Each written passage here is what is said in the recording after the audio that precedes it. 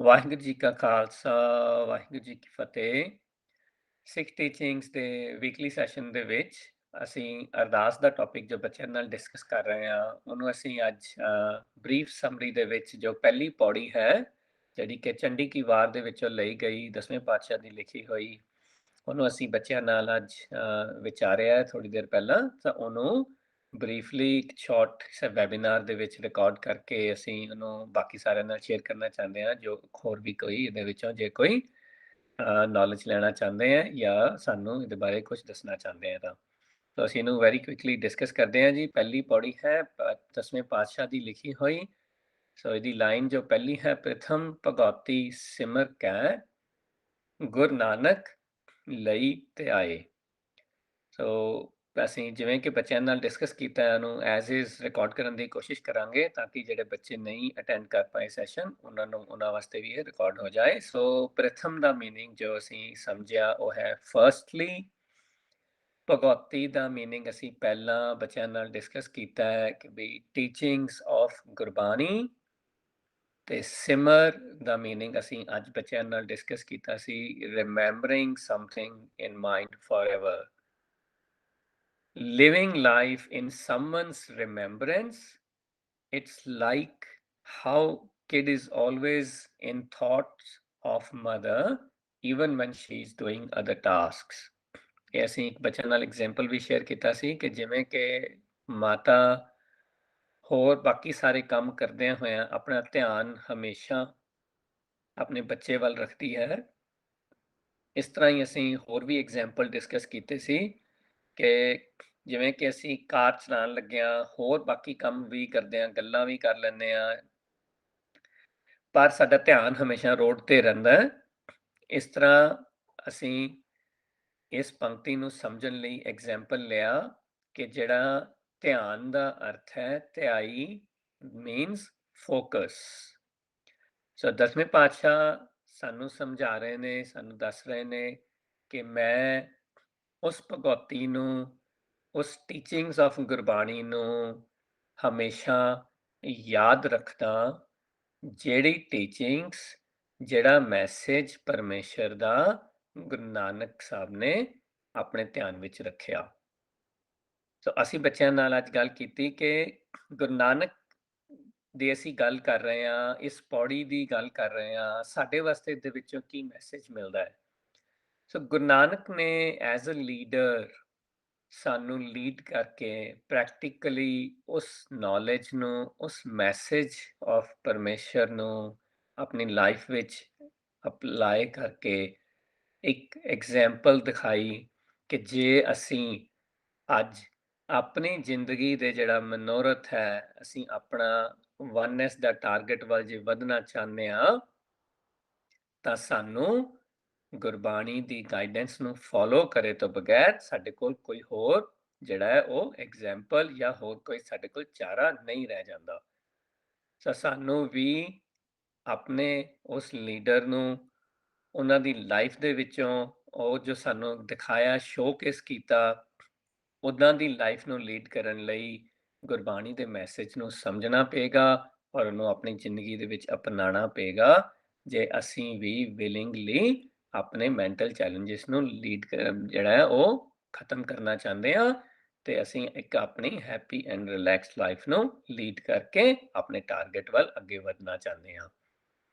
ਫਿਰ ਅਸੀਂ ਅੱਗੋਂ ਡਿਸਕਸ ਕੀਤਾ ਹੈ, ਫਿਰ ਅੰਗਦ ਗੁਰ ਤੇ ਅਮਰਦਾਸ ਰਾਮਦਾਸੈ ਹੋਈ ਸਹਾਈ। ਸੋ ਉਹ ਭਗਉਤੀ ਜਾਂ ਗੁਰਬਾਣੀ ਉਹ ਹੈਲਪਫੁਲ ਹੋਈ ਬਾਕੀ ਸਾਰੇ ਫੋਲੋਅਰਸ ਦੀ, ਜਿਵੇਂ ਕਿ ਅਸੀਂ ਬਾਕੀ ਤਿੰਨੋਂ ਪਾਤਸ਼ਾਹੀਆਂ ਦੀ ਗੱਲ ਕੀਤੀ, ਗੁਰ ਅੰਗਦ, ਗੁਰ ਅਮਰਦਾਸ ਐਂਡ ਗੁਰੂ ਰਾਮਦਾਸ ਜੀ। ਇਹਨਾਂ ਨੇ ਵੀ ਉਸੇ ਮੈਸੇਜ ਨੂੰ, ਉਸੇ ਟੀਚਿੰਗ ਨੂੰ ਫੋਲੋ ਕੀਤਾ। ਬਾਈ ਫੋਲੋਇੰਗ ਦਿਸ ਉਹਨਾਂ ਨੂੰ ਵੀ ਉਹ ਹੈਲਪ ਮਿਲੀ, ਉਹ ਸਪੋਰਟ ਮਿਲੀ, ਜਿਹੜੀ ਕਿ ਆਪਣੇ ਜੀਵਨ ਦੇ ਮਨੋਰਥ ਨੂੰ ਪੂਰਾ ਕਰਨ ਦੇ ਵਿੱਚ ਚਾਹੀਦੀ ਸੀ। ਅਰਜਨ ਹਰਗੋਬਿੰਦ ਨੋ ਸਿਮਰੋ ਸ੍ਰੀ ਹਰਿ ਰਾਏ। ਸੋ 5ਵੇਂ 6ਵੇਂ ਤੇ 7ਵੇਂ ਪਾਤਸ਼ਾਹ ਨੇ ਵੀ ਉਸੇ ਭਗਉਤੀ ਨੂੰ ਯਾਦ ਰੱਖਿਆ, ਉਸੇ ਗੁਰਬਾਣੀ ਦੇ ਦੱਸੇ ਹੋਏ ਰਸਤੇ ਤੇ ਆਪਣੇ ਜੀਵਨ ਨੂੰ ਚਲਾਇਆ, ਜਿਹੜਾ ਰਸਤਾ ਸਾਨੂੰ ਆਪਣੇ ਮੈਂਟਲ ਚੈਲੰਜਸ ਨੂੰ ਕਲੀਨ ਕਰਕੇ ਆਪਣੇ ਟਾਰਗੇਟ ਵੱਲ ਵਧਣ ਲਈ ਸਪੋਰਟ ਕਰ ਰਿਹਾ ਸੀ। ਇਹਨਾਂ ਨੂੰ ਅਸੀਂ ਇੱਕ ਹੋਰ ਐਗਜ਼ਾਮਪਲ ਨਾਲ ਸਮਝਣ ਦੀ ਕੋਸ਼ਿਸ਼ ਕਰਦੇ ਹਾਂ ਕਿ ਅਸੀਂ ਕਿਉਂ ਇਹਨੂੰ ਰਿਪੀਟ ਕਰ ਰਹੇ ਹਾਂ ਗੱਲ ਨੂੰ। ਇਹਨੂੰ ਰਿਪੀਟ ਕਰਨ ਦਾ ਮਕਸਦ ਇਹ ਹੀ ਹੈ ਕਿ ਇਹ ਕਿਸੇ ਇਸ ਤਰ੍ਹਾਂ ਦੀ ਗੱਲ ਨਹੀਂ ਕਿ ਵੀ ਇੱਕ ਬੰਦੇ ਨੇ ਗੁਰਬਾਣੀ ਨੂੰ ਜਾਂ ਪਰਮੇਸ਼ਵਰ ਦੇ ਮੈਸੇਜ ਨੂੰ ਸਮਝ ਲਿਆ ਔਰ ਸੁਣ ਲਿਆ ਤੇ ਹੁਣ ਹੋਰ ਕੋਈ ਨਹੀਂ ਕਰ ਸਕਦਾ। ਸਾਡੇ ਕੋਲ ਇੱਕ ਬੜਾ ਪ੍ਰੈਕਟੀਕਲ ਐਗਜ਼ਾਮਪਲ ਹੈ ਕਿ ਜੋ ਵੀ ਜੋ ਵੀ ਬੰਦਾ ਇਸ ਗੱਲ ਤੋਂ ਜਾਣੂ ਹੈ ਕਿ ਸਾਨੂੰ ਇਹ ਮਨੁੱਖਾ ਸਰੀਰ ਮਿਲਣ ਦਾ ਕੋਈ ਕਾਰਨ ਹੈ, ਜਿਹਨੇ ਵੀ ਗੁਰਬਾਣੀ ਤੋਂ ਇਹ ਸਿੱਖਿਆ ਲਈ ਹੈ, ਔਰ ਜੋ ਵੀ ਇਨਸਾਨ ਉਸ ਸਿੱਖਿਆ ਦੇ ਨਾਲ ਜੀ ਕੇ ਆਪਣੇ ਜੀਵਨ ਦੇ ਮਨੋਰਥ ਵੱਲ ਅੱਗੇ ਵਧਣਾ ਚਾਹੁੰਦਾ ਹੈ, ਉਹ ਗੁਰਮਤ ਦੇ ਦੱਸੇ ਹੋਏ ਰਸਤੇ ਤੇ ਚੱਲਦਾ ਹੋਇਆ ਆਪਣੇ ਉਸ ਮਨੋਰਥ ਨੂੰ ਪੂਰਾ ਕਰ ਸਕਦਾ ਹੈ। ਸੋ ਇਹ ਐਗਜ਼ਾਮਪਲ ਸਾਨੂੰ ਇਹ ਸਾਰੀਆਂ ਪਾਤਸ਼ਾਹੀਆਂ ਦੇ ਜੀਵਨ ਦੇ ਵਿੱਚੋਂ ਮਿਲ ਰਿਹਾ ਹੈ ਕਿ ਗੁਰੂ ਨਾਨਕ ਸਾਹਿਬ ਨੇ ਸ਼ੁਰੂ ਕੀਤਾ ਸਫ਼ਰ, ਉਸ ਤੋਂ ਪਹਿਲਾਂ ਬੜੇ ਭਗਤਾਂ ਨੇ ਵੀ ਕੀਤਾ। ਇਹ ਇੱਥੇ ਹੀ ਖਤਮ ਨਹੀਂ ਹੋ ਗਿਆ, ਇਹ ਚੱਲਦਾ ਰਿਹਾ ਸਫ਼ਰ ਔਰ ਅੱਜ ਵੀ ਚੱਲ ਰਿਹਾ ਹੈ। ਜੇ ਕੋਈ ਵੀ ਬੰਦਾ, ਕੋਈ ਵੀ ਹਿਊਮਨ ਬੀਇੰਗ ਆਪਣੇ ਟਾਰਗੇਟ ਵੱਲ ਵਧਣਾ ਚਾਹੁੰਦਾ ਹੈ ਤਾਂ ਸਾਡੇ ਕੋਲ ਪਰਮੇਸ਼ਵਰ ਦਾ ਮੈਸੇਜ ਗੁਰਬਾਣੀ ਸਾਡੇ ਕੋਲ ਐਗਜ਼ਿਸਟ ਕਰਦੀ ਹੈ। ਸਾਨੂੰ ਉਹਨੂੰ ਗੁਰਬਾਣੀ ਨੂੰ ਸਮਝਣਾ ਔਰ ਉਹਦੇ ਅਨੁਸਾਰ ਜੀਵਨ ਜੀਣ ਦੀ ਇੱਛਾ ਚਾਹੀਦੀ ਹੈ। ਜੇ ਸਾਡੇ ਕੋਲ ਉਹ ਇੱਛਾ ਹੈਗੀ ਹੈ ਤਾਂ ਗੁਰਬਾਣੀ ਸਾਨੂੰ ਪ੍ਰੋਪਰ ਸਪੋਰਟ ਪ੍ਰੋਵਾਈਡ ਕਰ ਰਹੀ ਹੈ ਜੋ ਸਾਨੂੰ ਚਾਹੀਦੀ ਹੈ ਆਪਣੇ ਜਨਮ ਦੇ ਸਫ਼ਰ ਵੱਲ ਅੱਗੇ ਵਧਣ ਲਈ। ਸੋ ਸ਼੍ਰੀ ਹਰਿ ਕ੍ਰਿਸ਼ਨ ਧਿਆਈ ਹੈ, ਜਿਸ ਡਿਠੇ ਸਭ ਦੁੱਖ ਜਾਏ। ਸੋ ਉਸ ਨੌਲੇਜ ਨੂੰ ਅਡਾਪਟ ਕਰਨਾ ਹੈ, ਉਹਨੂੰ ਸਿਰਫ ਪੜ੍ਹਨਾ ਨਹੀਂ ਹੈ, ਉਹਨੂੰ ਦੇਖਣਾ ਹੈ ਆਪਣੀ ਮਨ ਦੀਆਂ ਅੱਖਾਂ ਨਾਲ, ਉਹਨੂੰ ਪੇਖਣਾ ਹੈ ਉੱਥੇ। ਇਹ ਕੋਈ ਐਸੀ ਚੀਜ਼ ਨਹੀਂ ਹੈ ਜਿਹੜੀ ਬਾਹਰ ਦਿਖ ਰਹੀ ਹੈ, ਇਹ ਕੋਈ ਐਸੀ ਚੀਜ਼ ਨਹੀਂ ਹੈ ਜਿਹਦਾ ਕੋਈ ਮੈਂ ਬਾਹਰ ਐਗਜ਼ਾਮਪਲ ਦੇ ਸਕਦਾ। ਇਹਨੂੰ ਸਮਝਣ ਲਈ ਇੱਕ ਐਗਜ਼ਾਮਪਲ ਲੈਂਦੇ ਆ ਕਿ ਜਿਵੇਂ ਕਿ ਮੈਂ ਕੋਈ ਵੀ ਇੱਕ ਕੰਮ ਕਰ ਰਿਹਾ, ਮੈਂ ਸਵਿਮਿੰਗ ਸਿੱਖਣ ਗਿਆ ਔਰ ਮੈਨੂੰ ਹੁਣ ਉਹ ਸਵਿਮਿੰਗ ਕਰਦਿਆਂ ਇੱਕ ਕਨਸੈਪਟ ਨਹੀਂ ਸਮਝ ਆ ਰਿਹਾ ਕਿ ਮੈਂ ਇਹ ਸਵਿਮਿੰਗ ਦਾ ਅਗਲਾ ਲੈਸਨ ਕਿਵੇਂ ਪਾਸ ਕਰਨਾ ਹੈ, ਤੇ ਮੈਂ ਸਟਕ ਹਾਂ। ਪਰ ਉਸ ਸਟਕ ਹੋਣ ਦੇ ਨਾਲ ਮੈਂ ਆਪਣਾ ਉਪਰਾਲਾ ਨਹੀਂ ਛੱਡਦਾ, ਕੋਸ਼ਿਸ਼ ਕਰਦਾ ਰਹਿਣਾ। ਜਦੋਂ ਮੈਂ ਕੋਸ਼ਿਸ਼ ਕਰਦਾ ਰਹਿਣਾ, ਜਦੋਂ ਮੈਂ ਕੋਸ਼ਿਸ਼ ਕਰਦਾ, ਜਦੋਂ ਮੈਂ ਉਸ ਕਨਸੈਪਟ ਨੂੰ ਸਮਝਦਾ ਗੁਰਬਾਣੀ ਦੀ, ਜਿਵੇਂ ਮੈਂ ਉਹ ਟੀਚਿੰਗਸ ਨੂੰ ਅਪਲਾਈ ਕਰਦਾ, ਤੇ ਕੀ ਹੋ ਰਿਹਾ, ਜਿੱਦਾਂ ਹੀ ਉਹ ਕਨਸੈਪਟ ਮੈਨੂੰ ਸਮਝ ਆਉਂਦਾ ਹੈ, ਮੈਂ ਉਹਨੂੰ ਅਪਲਾਈ ਕਰਦਾ, ਤਾਂ ਉਹ ਜਿਹੜੀ ਮੇਰੇ ਅੰਦਰ ਜੋਤ ਜਗਦੀ ਹੈ, ਉਹ ਐਕਸਪੀਰੀਅੰਸ ਬਾਹਰ ਸ਼ਬਦਾਂ ਵਿੱਚ ਬਿਆਨ ਨਹੀਂ ਕੀਤਾ ਜਾ ਸਕਦਾ ਹੁੰਦਾ। ਉਹ ਮੇਰੇ ਅੰਦਰ ਪੈਦਾ ਹੋ ਰਿਹਾ ਹੈ, ਮੇਰੇ ਅੰਦਰ ਉਹ ਲਾਈਟ ਜਗ ਰਹੀ ਹੈ, ਮੈਨੂੰ ਮੇਰੇ ਅੰਦਰੋਂ ਜਾਗਰੂਕ ਕਰ ਰਹੀ ਹੈ, ਉਹ ਮੇਰੇ ਅੰਦਰ ਹੀ ਜਿਹੜਾ ਉਹ ਮੈਨੂੰ ਟਿਕਾ ਰਹੀ ਹੈ। ਸੋ ਇਸ ਕਰਕੇ ਸ਼੍ਰੀ ਹਰਿਕ੍ਰਿਸ਼ਨ ਜੀ ਨੇ ਵੀ ਉਸ ਗੁਰਮਤ ਨੂੰ, ਉਸ ਗੁਰਬਾਣੀ ਨੂੰ, ਉਹਨੂੰ ਧਿਆਇਆ, ਉਸ ਗੁਰਬਾਣੀ ਦੇ ਦੱਸੇ ਮਾਰਗ ਨੂੰ ਅਡਾਪਟ ਕੀਤਾ ਤਾਂ ਸਭ ਦੁੱਖ ਜਾਏ। ਜਿੰਨੇ ਵੀ ਅਸੀਂ ਮਾਇਆ ਦੇ ਵਿੱਚ ਫਸੇ ਹੋਏ ਚੈਲੰਜਸ, ਜਿਹੜੇ ਮੇਰੇ ਮਾਇਆ ਦੇ ਡਰਿਵਨ ਮੈਂਟਲ ਚੈਲੰਜਸ ਸੀਗੇ, ਉਹ ਮੇਰੇ ਦੁੱਖ ਸੀਗੇ। ਸੋ ਉਹ ਮੇਰੇ ਦੁੱਖ ਜਿਹੜੇ ਨੇ ਉਹ ਸਾਰੇ ਦੂਰ ਹੋ ਜਾਂਦੇ ਹੈ ਜਿੱਦਾਂ ਮੈਂ ਗੁਰਬਾਣੀ ਦੇ ਦੱਸੇ ਹੋਏ ਰਸਤੇ ਨੂੰ ਅਡਾਪਟ ਕਰਦਾ ਤੇ ਉਹਦੇ ਅਨੁਸਾਰ ਆਪਣਾ ਜੀਵਨ ਜੀਣਾ। ਸੋ ਉਹ ਮੈਨੂੰ ਸਪੋਰਟ ਕਰਦੀ ਹੈ ਗੁੱਡ ਵੌਇਸ ਨੂੰ ਲਿਸਨ ਕਰਨ ਲਈ ਤੇ ਆਪਣੀ ਬੈਡ ਵੌਇਸ ਨੂੰ ਕਿਲ ਕਰਨ ਲਈ।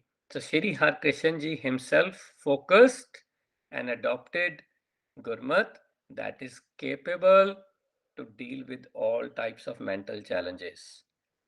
ਤਾਂ ਸਾਨੂੰ ਸਮਝਣਾ ਪਏਗਾ ਕਿ ਇਹ ਸਾਰੇ ਗੁਰਦੇਵ ਜੀ ਨੇ, ਸਾਰੇ ਭਗਤਾਂ ਨੇ ਗੁਰਬਾਣੀ ਨੂੰ ਫੋਕਸ ਕੀਤਾ, ਉਸ ਮੈਸੇਜ ਨੂੰ ਅਡਾਪਟ ਕੀਤਾ ਤੇ ਸਾਨੂੰ ਸ਼ੋਅ ਕਰਕੇ ਦਿਖਾਇਆ ਕਿ ਕੋਈ ਵੀ ਮਾਇਆ ਦੇ ਵਿੱਚ ਇੰਨਾ ਵੱਡਾ ਚੈਲੰਜ ਨਹੀਂ ਹੈ, ਜਿਹਦਾ ਗੁਰਬਾਣੀ ਮੈਨੂੰ ਗਿਆਨ ਨਹੀਂ ਦੇ ਰਹੀ, ਜਿਹਦੇ ਵਿੱਚੋਂ ਬਾਹਰ ਨਿਕਲਣ ਲਈ ਗੁਰਬਾਣੀ ਮੈਨੂੰ ਸਪੋਰਟ ਨਹੀਂ ਪ੍ਰੋਵਾਈਡ ਕਰ ਰਹੀ।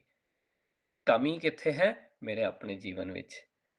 ਮੈਂ ਪ੍ਰਪੇਅਰਡ ਨਹੀਂ ਆ ਆਪਣੇ ਆਪ ਨੂੰ ਮਾਇਆ ਚੋਂ ਬਾਹਰ ਕੱਢਣ ਲਈ, ਕਿਉਂਕਿ ਮੈਨੂੰ ਇਹ ਸਾਰਾ ਕੁਝ ਬਹੁਤ ਅੱਛਾ ਲੱਗ ਰਿਹਾ ਹੈ। ਸੋ ਤੇਗ ਬਹਾਦਰ ਸਿਮਰੀ ਹੈ, ਘਰ ਨੌ ਨਿਧ ਆਵੈ ਤਾਏ। ਸੋ ਸਿਮਰੀ ਹੈ, ਅਸੀਂ ਪਹਿਲਾਂ ਗੱਲ ਕੀਤੀ ਹੈ ਕਿ ਲਿਵਿੰਗ ਲਾਈਫ ਐਜ਼ ਪਰ ਗੁਰਮਤ, ਹਮੇਸ਼ਾ ਉਹਨੂੰ ਯਾਦ ਰੱਖਣਾ। ਜੇ ਅਸੀਂ ਉਹਨੂੰ ਏਦਾਂ ਯਾਦ ਰੱਖਦੇ ਹਾਂ, ਗੁਰੂ ਤੇਗ ਬਹਾਦਰ ਜੀ ਨੇ ਵੀ ਉਹਨੂੰ ਹਮੇਸ਼ਾ ਯਾਦ ਰੱਖਿਆ, ਨੌ ਨਿਧ। ਸੋ ਜਿਵੇਂ ਕਿ ਆਪਾਂ ਪਹਿਲਾਂ ਗੱਲ ਕੀਤੀ, ਨਿਧ ਹੁੰਦਾ ਹੈ ਟ੍ਰੈਜਰ, ਜਿਹੜਾ ਟ੍ਰੈਜਰ ਆਫ ਵਿਜ਼ਡਮ, ਜਿਵੇਂ ਨੌ ਨਿਧੀ ਅੰਮ੍ਰਿਤ ਪ੍ਰਭ ਕਾ ਨਾਮ। ਸੋ ਪ੍ਰਭ ਕਾ ਨਾਮ ਜੋ ਹੈ ਉਹ ਮੈਨੂੰ ਇੱਕ ਖਜ਼ਾਨਾ ਮਿਲ ਰਿਹਾ ਹੈ, ਉਹ ਗਿਆਨ ਪ੍ਰਗਟ ਮੈਨੂੰ ਦੇ ਰਿਹਾ ਹੈ। ਨਾਮ ਦਾ ਅਰਥ ਗਿਆਨ ਵੀ ਹੁੰਦਾ ਹੈ। ਮੈਨੂੰ ਉਹ ਗਿਆਨ ਦੇ ਰਿਹਾ ਹੈ, ਮੈਨੂੰ ਰਿਕੁਆਇਰਡ ਵਿਜ਼ਡਮ ਦੇ ਰਿਹਾ ਹੈ, ਜਿਹੜੀ ਕਿ ਮੈਨੂੰ ਚਾਹੀਦੀ ਹੈ ਆਪਣੇ ਜੀਵਨ ਨੂੰ ਅੱਗੇ ਚਲਾਉਣ ਦੇ ਲਈ। ਮੈਨੂੰ ਆਪਣੇ ਜੀਵਨ ਤੱਕ ਪਹੁੰਚਣ ਲਈ ਉਹ ਜਿਹੜੇ ਗਿਆਨ ਦੀ ਲੋੜ ਹੈ ਮੈਨੂੰ ਮਿਲ ਰਹੀ ਹੈ। ਨਾ ਕਿ ਸਿਰਫ ਉਹ ਗਿਆਨ ਮੈਨੂੰ, ਬਾਕੀ ਵੀ ਇਸ ਕਰੰਟ ਜਿਹੜਾ ਜੀਵਨ ਹੈ ਇਹਨੂੰ ਵੀ ਚਲਾਉਣ ਦੇ ਲਈ ਹਰੇਕ ਤਰ੍ਹਾਂ ਦਾ ਲੋੜੀਂਦਾ ਜਿਹੜਾ ਗਿਆਨ ਹੈ ਉਹ ਵੀ ਮੈਨੂੰ ਪ੍ਰੋਵਾਈਡ ਕਰ ਰਹੀ ਹੈ ਕਿ ਮੈਂ ਇੱਕ ਚੰਗਾ ਇਨਸਾਨ ਕਿੱਦਾਂ ਬਣ ਸਕਦਾ, ਇੱਕ ਅੱਛਾ ਪਿਤਾ ਕਿਸ ਤਰ੍ਹਾਂ ਬਣ ਸਕਦਾ, ਇੱਕ ਚੰਗਾ ਕਿਸ ਤਰ੍ਹਾਂ ਮੈਂ ਜੀਵਨ ਜੀ ਸਕਦਾ। ਇਹ ਸਾਰਾ ਜਿਹੜਾ ਗਿਆਨ ਹੈ ਗੁਰਬਾਣੀ ਦੇ ਰਹੀ ਹੈ। ਪਰ ਇੱਥੇ ਅਸੀਂ ਇਸ ਨਵੇਂ ਗਿਆਨ ਦੀ ਗੱਲ ਕਰ ਰਹੇ ਹਾਂ। ਇਹਨੂੰ ਕਿਉਂ ਅਸੀਂ ਨਵਾਂ ਗਿਆਨ ਕਰ ਰਹੇ ਹਾਂ? ਜਿਹੜਾ ਮੇਰੇ ਅੰਦਰ ਮੇਰੇ ਥਾਟਸ ਨੂੰ ਕੰਟਰੋਲ ਕਰਕੇ ਮੈਨੂੰ ਲੀਡ ਕਰ ਰਿਹਾ ਹੈ ਆਪਣੇ ਰਸਤੇ ਤੇ ਚੱਲਣ ਲਈ, ਜਿਸ ਰਸਤੇ ਤੇ ਚੱਲਣ ਵਾਸਤੇ ਮੈਨੂੰ ਮਨੁੱਖਾ ਸਰੀਰ ਮਿਲਿਆ ਸੀ। So Tegh Bahadur ji lived his life as per the teachings of Gurbani and had new treasure। ਇਹ ਜਿਹੜਾ ਗਿਆਨ ਦਾ ਖਜ਼ਾਨਾ ਹੈ ਇਹ ਮੇਰੇ ਅੰਦਰ ਹੀ ਪੈਦਾ ਹੁੰਦਾ ਹੈ। ਇਹ ਬਾਹਰ ਮੈਂ ਕਿਸੇ ਵੀ ਤਰੀਕੇ ਨਾਲ ਨਹੀਂ ਇਹਨੂੰ ਆਨੰਦ ਮਾਣ ਸਕਦਾ, ਕਿਉਂਕਿ ਇਹ ਖੁਸ਼ੀ, ਇਹ ਖੇੜਾ ਮੇਰੇ ਅੰਦਰ ਹੀ ਪ੍ਰਗਟ ਹੋਣਾ ਹੈ, ਕਿਉਂਕਿ ਮੈਂ ਮੇਰੇ ਅੰਦਰ ਹੀ ਉਹਨਾਂ ਵਿਕਾਰਾਂ ਨਾਲ ਜੂਝ ਰਿਹਾ, ਜਿਨ੍ਹਾਂ ਵਿਕਾਰਾਂ ਨੇ ਮੇਰੀ ਹਰੇਕ ਰੋਜ਼ਮਰਾ ਦੀ ਜ਼ਿੰਦਗੀ ਨੂੰ ਇੱਥੇ ਖਚਤ ਕਰਕੇ ਮੈਨੂੰ ਆਪਣੇ ਜਨਮ ਦੇ ਮਨੋਰਥ ਵੱਲ ਵਧਣ ਤੋਂ ਰੋਕ ਰਹੀ ਹੈ। ਸਭ ਥਾਈਂ ਹੋਏ ਸਹਾਏ। ਜੇ ਮੈਂ ਇਹਨਾਂ ਗੁਰਬਾਣੀ ਦੇ ਦੱਸੇ ਹੋਏ ਮੈਸੇजेस ਨੂੰ ਹਰ ਰੋਜ਼ ਯਾਦ ਰੱਖਦਾ, ਇਹਨਾਂ ਨੂੰ ਮੈਂ ਅਡਾਪਟ ਕਰਦਾ, ਇਹਨਾਂ ਦੇ ਅਨੁਸਾਰ ਆਪਣਾ ਜੀਵਨ ਜੀਣਾ, then it does not matter ਮੈਂ ਫਿਜ਼ੀਕਲੀ ਕਿੱਥੇ ਪ੍ਰੈਜ਼ੈਂਟ ਹਾਂ, ਮੈਨੂੰ ਗੁਰਬਾਣੀ ਹਮੇਸ਼ਾ ਹਰ ਥਾਂ ਤੇ ਲੋੜੀਂਦਾ ਮਦਦ ਪ੍ਰੋਵਾਈਡ ਕਰੇਗੀ ਔਰ ਕਰਦੀ ਰਹੇਗੀ। So Gurmat is helpful in every aspect of my life. Doesn't matter what challenge I face, Gurmat can help me। Padshah Dasmi is telling the story of his predecessors, how they lived their life with Bhagavati। So ਦਸਵੇਂ ਪਾਤਸ਼ਾਹ ਨੇ story narrate ਕੀਤੀ ਹੈ। ਉਹਨਾਂ ਨੇ ਸਾਨੂੰ ਇਹ ਦੱਸਿਆ ਕਿ ਉਹਨਾਂ ਦੇ ਐਲਡਰਸ, ਉਹਨਾਂ ਦੇ ਪ੍ਰੀਡੈਸੈਸਰਸ ਨੂੰ ਕਿਵੇਂ ਗੁਰਬਾਣੀ ਦਾ ਗਿਆਨ ਇੱਕ ਤਲਵਾਰ ਬਣ ਕੇ ਉਹਨਾਂ ਦੇ ਹਮੇਸ਼ਾ ਨਾਲ ਰਿਹਾ, ਉਹਨਾਂ ਦੀ ਪ੍ਰੋਟੈਕਸ਼ਨ ਵਿੱਚ ਰਿਹਾ। ਜੇ ਅਸੀਂ ਵੀ ਉਸ ਦੱਸੇ ਰਸਤੇ ਤੇ ਚੱਲਣਾ ਚਾਹੁੰਦੇ ਹਾਂ ਤਾਂ ਸਾਨੂੰ ਵੀ ਗੁਰਬਾਣੀ ਦੀ ਸ਼ਰਨ ਵਿੱਚ ਆਉਣਾ ਪਏਗਾ, ਗੁਰਬਾਣੀ ਦੇ ਦੱਸੇ ਹੋਏ ਰਸਤੇ ਤੇ ਆਪਣੇ ਜੀਵਨ ਨੂੰ ਚਲਾਉਣਾ ਪਏਗਾ। ਇਹਨਾਂ ਸ਼ਬਦਾਂ ਦੇ ਨਾਲ ਇਸ ਵੈਬੀਨਾਰ ਨੂੰ ਇੱਥੇ ਸਮਾਪਤ ਕਰਦੇ ਹਾਂ ਜੀ। ਵਾਹਿਗੁਰੂ ਜੀ ਕਾ ਖਾਲਸਾ, ਵਾਹਿਗੁਰੂ ਜੀ ਕੀ ਫਤਿਹ।